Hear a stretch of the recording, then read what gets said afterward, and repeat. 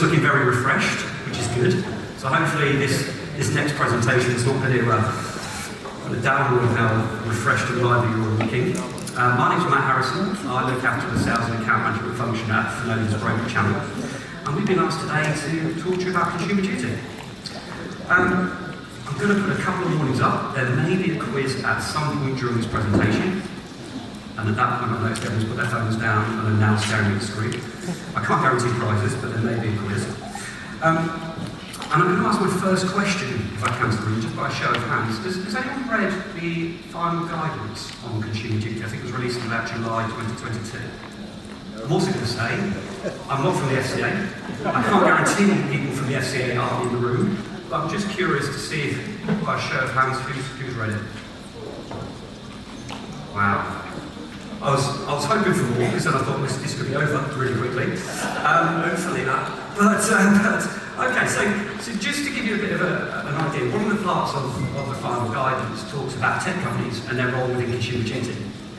And without wanting to spoil the surprise, tech companies are actually exempt from consumer duty.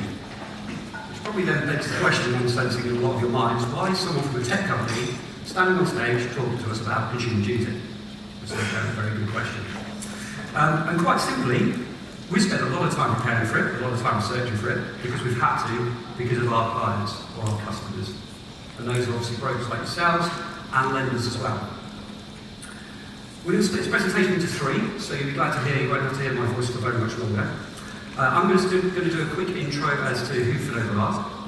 I'm then going to be joined by one of my colleagues who's going to talk about consumer duty in a bit more detail. And then we're going to be discussing how tech can help support you and implementing some of the changes. Given the great success of the first hands up, I'm going to do another one, and I'm just going to ask, who's heard of Finova? Okay, better. Doesn't count, by the way, to my colleagues sitting at the back over there who work for Finova, so I'm not going to count that, but a good spread, a good mix. Well, that's good. For those of you who haven't, I'm just going to spend a couple of minutes just explaining who we are and what we do, and that should shed a bit of light on the presentations that are about to come. So, we're all sitting comfortably. The journey for Finova probably started about 2017, when a PE-backed firm purchased a company called DPR. Lots of people are moving my slides on. Later that year, that PE company went out and purchased a company called eKeeper, a broker CRM system, and at the same time we also acquired a mortgage club called MCI. Fast forward 12 months, we purchased a digital broker called Borrow, who is currently in the market competing against the likes of Vito. Another 12 months went past, and obviously someone had some money to spend, so they purchased another company called SDM, who specialises in supplying lenders with FCA data. And finally, a little bit of a break around 2020, I don't know what was happening then, but apparently the market went a little bit quiet. We purchased another company, a company called BP, an MSO provider, so a mortgage sales origination platform provider, similar to the one we have at DPR. This gave us a bit of a headache. How do you incorporate all of those company names into one? So luckily we've got some fantastic people here in marketing. Someone's recording somewhere, so I'm just going to wave to them. We came up with the name Finova. We relaunched as Finova brand in 2021, and it always does surprise me. I always ask the question whenever I do these presentations, who's heard of us? Because chances are, at some point, you will have used one of our solutions. So we operate, well, quite unique, I suppose, in this industry, where we operate all the way across the mortgage distribution chain, right from lender to broker. And in fact, we've got, the slide's a little bit out of date, we've got 62 lenders currently using our mortgage sales origination platforms. We've got over 3,000 users using our broker-facing platforms. We put £75 billion worth of lending went through our MSO products in 2022. We currently have, let's say, circa 30 billion in about 27.5 if I'm looking at this screen, but I like to round up. So 30 billion in terms of loans and savings under management. It always surprises me, as I said, that no one's really heard of us, but in a second I'm going to put a slide of some of our clients and customers, and as I say, I'm surprised if none of you have used them. So, in terms of how we're set up as a group, we have three very distinct channels. We've got our core banking platform, and that is our MSO products. That's the one that deals day-to-day with our lenders. Is obviously working very closely with them to ensure that we give them the solutions they need ahead of the consumer duty implementation. We have our broker platform, which is the area that I exist in, where we deal day-to-day with brokers, CRM systems we offer to them, as well as onboarding tools, client portals, and again, different conversations, but generally around the same thing about how to prepare our clients and our customers for consumer duty. And then we have Finova Connect. Finova Connect is where our data system, so what was SDN, sits, which is now being rebranded as Broker ID, and also our mortgage club sit in that area. Some of our intermediary clients and some of our broker clients, we put this slide up, obviously we couldn't fit 3,000 on there, but we've put in some of the bigger names, I guess, which is quite interesting because actually 80% of our client bank are ones of £5 balance. And it's those guys that in particular need some help and support when it comes to making sure they've got the right tech in order to help them with the upcoming changes. We also, as you can see on there, we've got quite a diverse client bank as well. We've got Step Change, obviously Debt Charity, who specialise in equity release. RSC Mortgages First and 177, in particular new homes based. Property Pal, if anyone's heard of them, Northern Ireland's version of Rightmove. And I will say we've actually got a florist and a flight charter company that use our CRM system. Such is how configurable it is. But again, as I said, our role, certainly in the broker channel, is getting out, talking to brokers on a day-to-day basis, and hopefully providing them solutions and the tools they need to ensure that they can not only implement some of the changes coming up, but also more importantly, evidence. I'm not going to spill any more further because that's one of my colleagues' slides. In terms of our lender clients, again, apologies, couldn't fit everyone on the slide, but it is quite nice to see some of them here today. Again, welcome. Hello. Hello. Thank you. And you'll be pleased to know that's pretty much been done. I'm going to hand over now to two superstars, and probably the highlights of the show. Simon Lovell, who is going to do the update on consumer duty for you. Simon's background is compliance, and I will say it without offending anyone in the room, he's one of the very few compliance officers that I've met and like. And then we've got Natalie McNamara, our mortgage club manager, who has been dealing, as I said, day to day with some of the challenges that the brokers are facing. She's going to be talking a little bit about the techniques in the market. I will just quickly say, in case they forget, if anyone does have any questions, we are literally just over there. Do come and see us at the breaks, and we'll be happy to take them. That's me. I'm going to sneak off. Make sure you moved your glass so I don't get over. And I'll hand over to Simon. Testing, 1, 2, 3, does it work? Okay, thanks Matt for the introduction. Stage fright, I've definitely got it. I've not presented to such this many people, I think, since we got married. But anyway, enough of the jokes. Right then, so Matt mentioned about me having a bit of a compliance background. I've been out to see appointed rep firms, directly authorised firms to give support and guidance. So I've got a good background, really, to be fair. So what I'm going to give today is just a high-level overview of the consumer duty, okay? There's a lot of detail to this, which we probably all know or should know by now. So it's going to be a high-level overview, probably pitched at mortgage brokers, to be fair. So again, like Matt said, don't ask me any questions today now on the stage because I will not know the answer. Come and see me afterwards or come see any of us now. So on to the next slide if you'll be so kind. Click is almost blue. Right, okay, there we go. Green click. Great, so the 4 C's, do we know who they are really? Anyone recognise that band? It's not really the 4 C's. 4 Tops. 4 Tops, well done. Okay, so why is that then? Because, here we go. Culture, that exists already. Customer outcomes, these are all key phrases that the FCA have introduced over the coming years into regulation. The common theme, all beginning with C. Conduct risk, and then fourth, but not finally, consumer duty, the big thing now. Okay? Slow down. Consumer duty. So, what it is, and what are we trying to achieve? Now, Matt did ask the crowd earlier, or the audience, whether you'd read the finalised guidance. Typically the FCA, there's nobody here from the FCA, is there, by the way? No, because just be careful what I say. So typically they will issue a consultation paper, and then once everybody agrees to that, a policy statement, which then goes out and just kind of solidifies what the rules are and what changes you've got to make. And if we're lucky, we get guidance. So the FCA have introduced and finalised guidance on this subject matter. So please take a look if you haven't already done so. So, what is it? Consumer duty is a collective name for the new FCA rules and guidance, so we've got to get used to it if we haven't already. Overall aim is to improve the focus of RINs, firms, to help achieve better outcomes. Okay, there's a key phrase there, achieving good customer outcomes. Reduce harm and avoid poor practice. Now, some of you might be thinking, well, we do this already. Well, yes, we do, we're still here. But obviously what they're doing is just reinforcing these things that we're already doing and documenting it. Ensure customers are given the information they need and that they understand. So any kind of paperwork that we issue to them is clear and the customer understands it.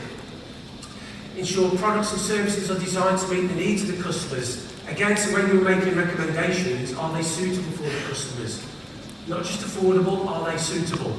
So again, for some firms, not all, this is going to mean a significant change and shift in both culture and behaviour within firms, especially obviously if you're a larger firm.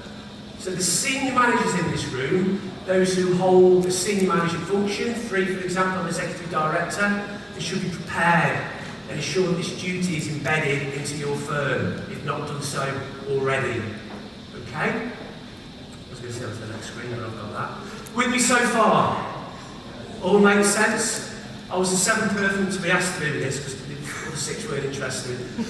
So I volunteered. So, just talking about terminology, okay? So this is an FSExperience phrase. So as much as we do our own interpretation, because everybody will have a different view on all these papers that are issued, the key phrase here is, as we can see, sets higher and clearer standards of consumer protection across financial services and requires firms to put their needs first. Okay, so that's the key FCA phrase there, hence why it's there. So, I'm in for time. So a bit of the science now, okay, three key elements. So in the kind of policy statement, you'll see this how it's split down into these three sections. The consumer principle. I'm asking a few questions about that in a moment on the next slide. Cross-cutting rules. Firms must, again, we can just see these phrases keep repeating themselves. Act in good faith, okay? Avoid foreseeable harm. So what we've done, we just picked some of the key phrases out of the guidance and we've obviously put them on here so you can see them. So again, if you've got a copy of these slides afterwards, just give us a shout. Enable and support customers to pursue their financial objectives. So these, they will help understand the behaviours that achieve good customer outcomes. So again, there's that phrase. So those firms here that haven't heard that phrase, good customer outcomes, try and embed it into your business. Whatever we do, whatever sales process you follow, we want to achieve a good customer outcome. So when you're talking to your staff, when there's any questions, is that what we're achieving? And there's four outcomes. So again, this kind of split into four sections in the policy statement, looking at four key areas of the products and services. So again, the paper, it might be kind of geared at your manufacturers of products, like your lenders, your providers. So they're the ones that have kind of got a hell of a lot of work to do in terms of probably project teams. The lenders might have their own project teams to kind of get through this consumer duty. Price and value, fair value, we might hear that phrase. Consumer understanding of the products, consumer support. So again, giving them support through the end-to-end sales process, start to finish. When was the last time you reviewed your sales process? You're all very busy helping the customer, of course you are.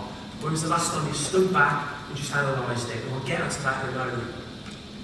So these four outcomes set more detailed expectations between the firm and the customer relationships. Okay? Nobody's walked out yet, which is good. So, the principles for businesses. Putting it out to you guys. Who's heard of that phrase anyway, principles for businesses? Does anybody know what they are?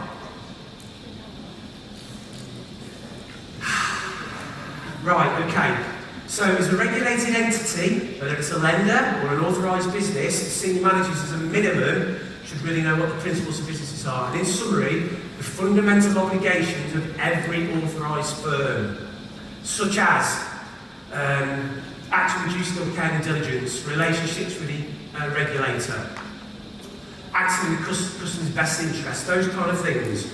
Okay, now, some of you might know this one. How many are there?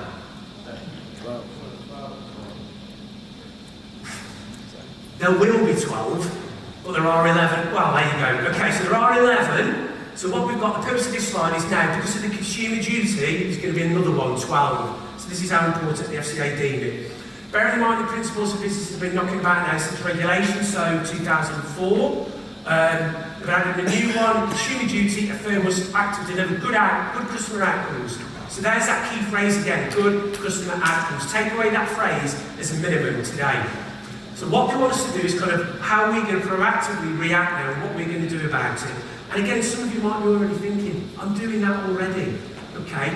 On one hand, that might be fine, but on the other hand, the FCA is saying, no, that's not fine. Step back and analyse. Check what you're doing, evidence what you're doing. Questions. And again, this is the FCA, this is not statement, so am I treating my customers as I would expect to be treated in their circumstances? So again, some of you probably said, I speak to my customers how I would want to be spoken to, that type of thing. Are my customers getting the outcomes from my products and services that they would expect? Okay? So what can you do? So again, kind of thought of some things that you could do as a general broker firm, as it were. We talked about the sales process. So again, analyse it. What are the customer, all the various touch points from when they start to contact you, issuing the initial disclosure document, do they understand the purpose of a suitability letter? Those that issue a suitability letter, does the customer just get it through the letterbox? Did you plant the seed early about that was going to happen? Do you keep it short and sweet and to the point? Is it a 15-page suitability letter? Is it a 2 or 3 page? What do we need? What's right? Establish if you achieve good customer outcomes and meet the cross-cutting rules, and whatever we're doing, refer back to the cross-cutting rules. And just identify and document the areas that need attention. So again, some firms, as daft as it might sound, it's good visually, they'll put post-it notes on the wall with staff meetings, all the different stages, analyse it, can we make it better? What if it was me? What can I do better? So your monitoring frameworks, those that have got advisors in the business, what do you do with them in terms of kind of training and supervision? Okay, is it documented? Is it suitable? And do your products have a reasonable relationship between the price that customers pay and the overall benefits? So we'll talk about fair value in a moment. So retain the management information and create a CD consumer duty roadmap. So again, if the FCA was to knock on your door, highly unlikely that they will, and they ask you, what have you done, what are you doing? At least if you dare say have a folder, you've evidence of things that you've done, you've got the guidance, you've written things down, but whatever you've done, just record it. And consider how you communicate to customers. You know, vulnerable customers is a big piece and will continue to do so. Change the way that you deal with customers depending on what their situation is. Some of them might not want telephone, they might want face-to-face. So are you online? Again, just adapting, adapt to change. And one of the key phrases is here, share knowledge. So not just sharing knowledge within your business, with other businesses, other lenders, providers. Okay? I'll say next, but I've got that. I'll kind of glance through this, but the consumer duty timeline, key stages. Basically, in April, you're going to start getting, or April, May, June, you're going to start seeing papers from lenders, providers about the fair value assessment. So again, just keep an eye out for communications that are coming out. We should be ready and in place by July for open products that we deal with. So again, this is why this is a key subject matter at the moment. So, just a few slides more now. So what can you do to evidence the outcomes as a broker firm? So these are important things that you can do and take away. So persistency figures, you claw back, do you record it? Cases that are cancelled. Why are they cancelling the products? Is it affordability? Especially now, you know, post-pandemic, people are looking at the bank statements. So just make contact with them before you cancel anything. Speak to me. Can you offer them a protection product for a low sum assured, for example, before they cancel it altogether? Is it, you know, poor advice? Is it poor training? Lack of customer understanding? So training and competence records, staff training. Again, any training that you do, CPD, do you record it? File reviews and call monitoring. What trends, and not just full file reviews. You don't always have to do a full file review. Pick out certain things in the file, spot trends, especially in your suitability letters, reasons why product, reasons why lender or provider, reasons why sum assured, reasons why term. Very important to understand that.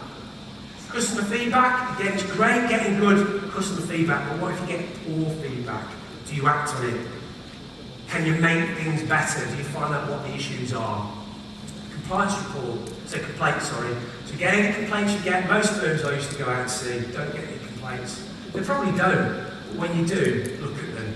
Root cause analysis, what's the cause of the complaint? Are there any trends? Granted, that might be for your bigger banks, building societies, because generally the smaller firms don't get any, do you?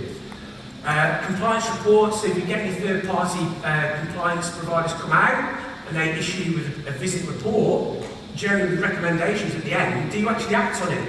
Just look and say, no, I'm bothered. That's your choice. But again, if there's any recommendations in there, act on them, evidence that you've done that. Staff feedback, again, when you have staff meetings, it's advised to get staff feedback. It's not just about you as the senior manager, bang, bang, bang. The staff, that, you know, the admin staff in particular, are very, very important in your business as well as your advisors. They will often have things that can help you make things better, so listen to them as well. Mystery shops, you do mystery shops. You know, you listen to your kind of role plays, for example, do you listen to calls that are going on? So consult with parties in the distribution chain. So when you get your visits from your BDMs, ask them about the consumer duty. What are they doing about it? Reviewing your policies and procedures. Are they achieving good customer outcomes? There's that key phrase again.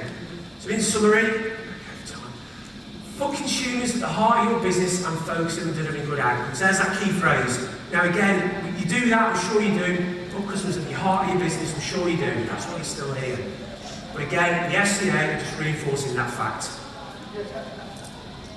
So just looking at the distribution chain, so that's anybody, that's a long kind of sentence there on there, but anybody that's involved in that, selling of a product from the manufacturer, from the provider down to the advisor, okay, down to the end customer.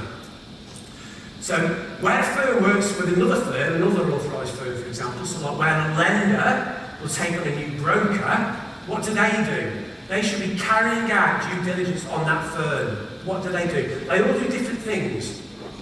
However, just looking at what we do, Matt said earlier that our understanding, strictly speaking, that we don't have to comply with this regime, once we're not authorised, well, because we just deal with IT systems. We look at solutions for you guys. So this is a lender solution. We call it Broker ID. So as part of their due diligence, they will check brokers that come on board. Look at the FCA register. So the FCA register data extract is on this platform, Companies House, data protection. So this is the platform that some of the lenders we use, not everybody. So those who don't use it, this is a fantastic platform, little plug there. Obviously saves time. Every different department is looking at the same data to reduce risk. So we're just trying to produce solutions to help you along the way. So, finally, this is definitely my final slide. What's out there to help? If you're an owner of a network, you should be getting network support, as simple as that. They should be helping you along the way. They should be giving you the comfort of what to do. If you're directly authorised, you might be big enough to have compliance staff in your office who don't know. If not, have you got third-party compliance support? Are you part of a mortgage club where they can be helping you along the way? I mean, even just this today, granted only 10 minutes, but hopefully you're going to go away with something. Okay? FCA papers, I know a lot of you look at that, what on earth is all that about? And most firms I used to go out and see did think that. You haven't got time, as a general rule, as a mortgage broker to go through these papers. That's why you rely on support to just interpret it, summarise it, and just tell you what you need to do. That's all you want to know. Just tell me what I need to do. Tell me what document I need. Google, obviously there are other platforms out there. Go on there, search consumer duty, see what you find. So some key things here though to finish off with. If you're not signed up to the FCA communications where you get regular emails about what's going on, do that. That'll definitely help. There's a dedicated section on the FCA website for consumer duty. So again, FCA consumer duty, go on there, save it to your favourites. As an authorised broker in this firm, somebody in your business should be doing that and seeing what's going on. Last but not least, the FCA Consumer Duty live and local regional events. They're hosting them at the moment. So if you're not on one of those, I'd certainly get on one. I'll put at the end there as a cost, just to make you aware. So as a regulated firm, it's £85. I know you're probably already paying enough to this already, but go and attend one of those roadshows if you can, and learn a lot more about the consumer duty, especially for the mortgage firm. Okay? So that's it from me. I hope you can take away something about the consumer duty. Any questions, obviously, just give us a shout afterwards. Same high-level overview, so I hope you found it useful, and thank you. Over to Natalie.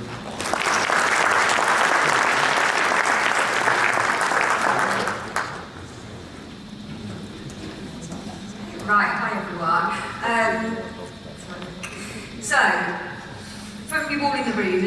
mixed opinions from brokers that we're hearing regarding consumer duty. Some brokers are saying they've got a really clear implementation plan, while other brokers are kind of saying, oh, I don't really need to do anything, I'm already compliant. Kind of doing nothing for consumer duty shouldn't really be an option. You should already have an implementation plan in place, and you should already be kind of on track with that to demonstrate that you are working towards meeting that July 31st deadline. And if you think about the 4 main principles that Simon's just mentioned, as a tech firm, technology can be a really useful tool to evidence compliance.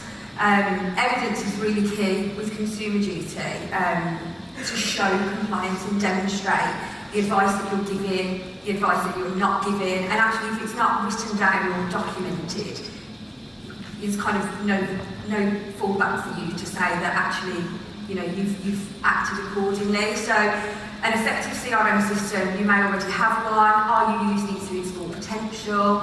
But adopting an effective CRM system is really the biggest investment that we believe as a tech firm that you can make right now.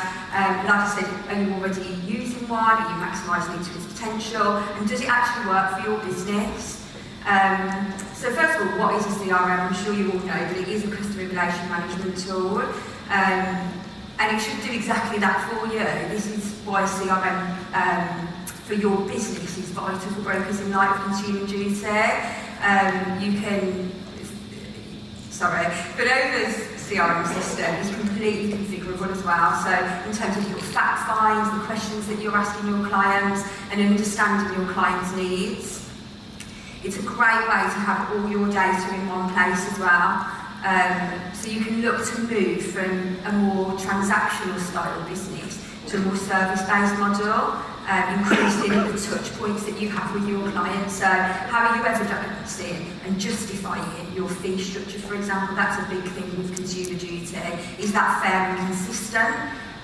If you have more than one advisor in your firm, do you evidence and demonstrate a consistent approach across the whole of your business?